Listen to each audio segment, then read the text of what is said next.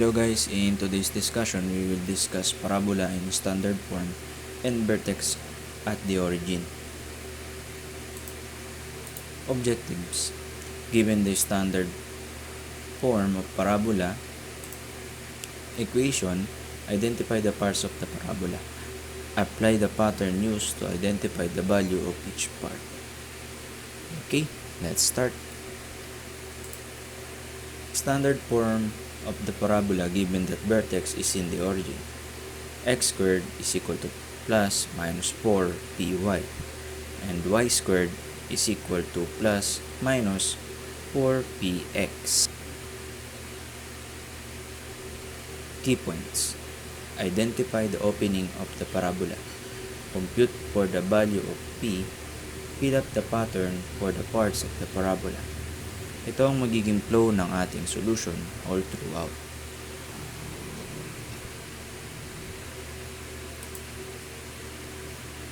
Given the following equation, identify the parts of the parabola. X squared equals 12y, x squared equals negative 4y, y squared equals 28x. Ito ang isosolve natin, guys. Ang una nating dapat i-observe, guys, ay ang variable degree 2. Kasi yan ang magsasabi kung ano ang opening ng ating parabola at ang pattern na gagamitin natin para masolve ang mga value ng parts. Ngayon, matapos ang observation, magko-compute na tayo ng value ng p.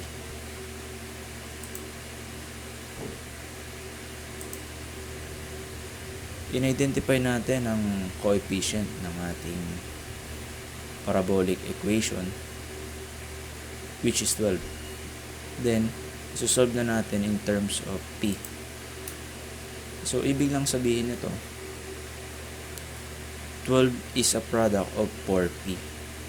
So, ngayon, kung gusto nating hanapin ay yung p lang, so we're going to solve that by dividing both sides by 4 and then simplifying it further, makukuha natin ang p equals 3.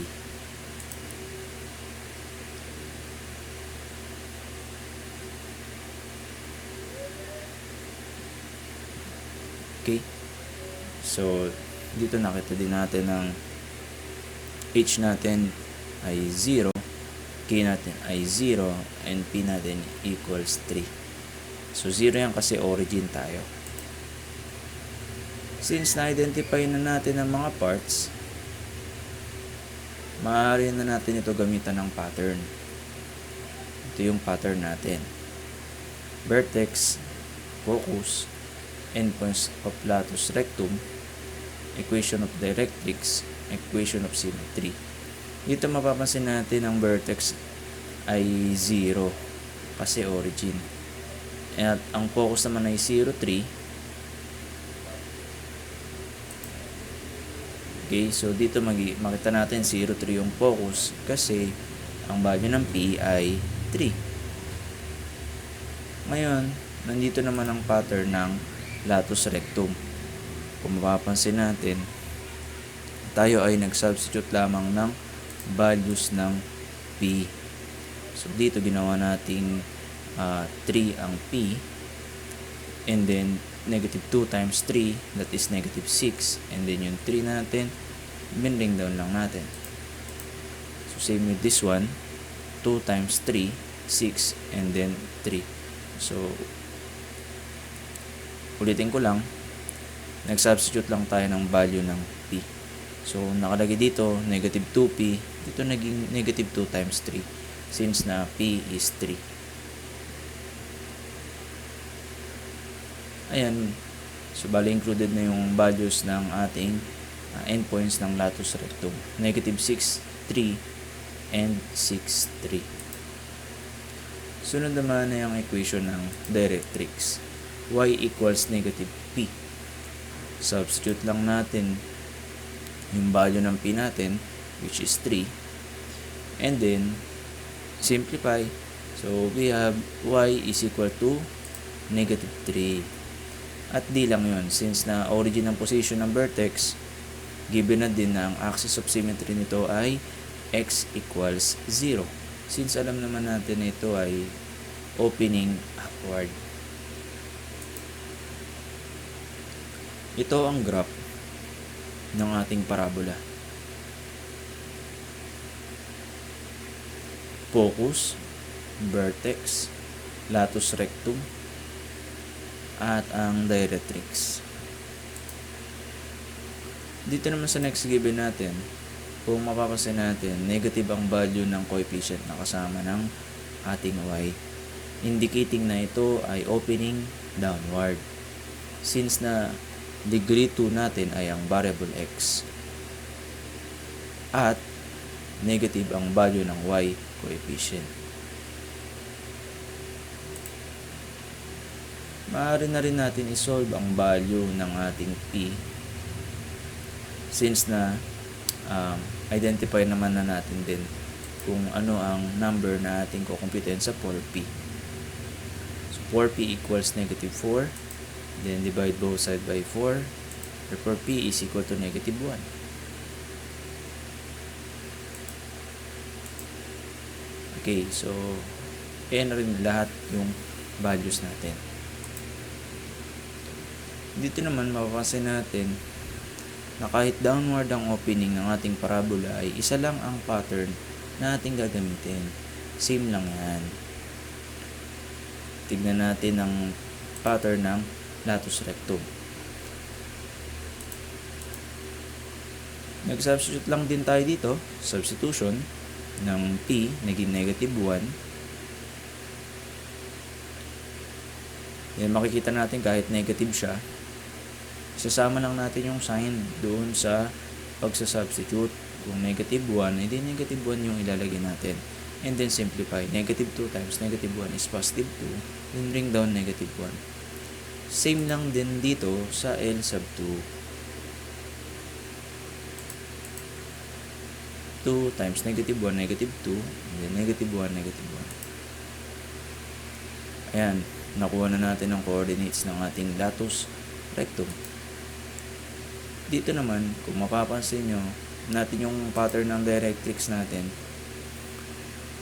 sa substitute lang din natin yung value ng p, which is negative 1.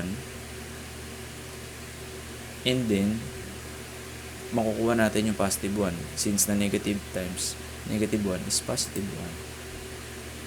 1. Ayan. Nakuha na natin ang lahat ng values. Note natin guys, na kahit downward, almost the same naman din ang procedure, lalo na sa axis of symmetry. Pareho lang kasi sila ng vertex ay origin. Bale, ganyan yung graph ng ating parabolic equation. This is the focus, this is the vertex, and this is the directrix. Ngayon naman ay dadako tayo sa given kung saan ang degree 2 ay nasa variable y. By observation, alam natin na ito ay isang parabola na maaaring naka-open sa right o sa left.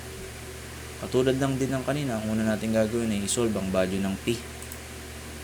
Y squared equals 28x.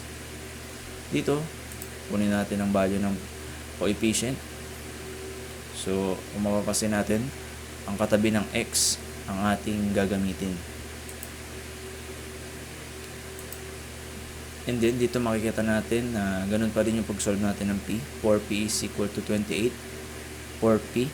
So, divide both sides by 4. So, 28 divided by 4 is 7. And h equals 0, k equals 0, and p equals 7.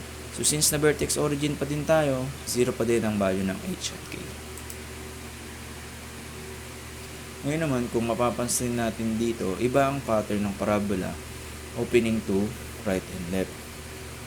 Iba na yung kanyang pattern. Hindi na siya same nung kanina.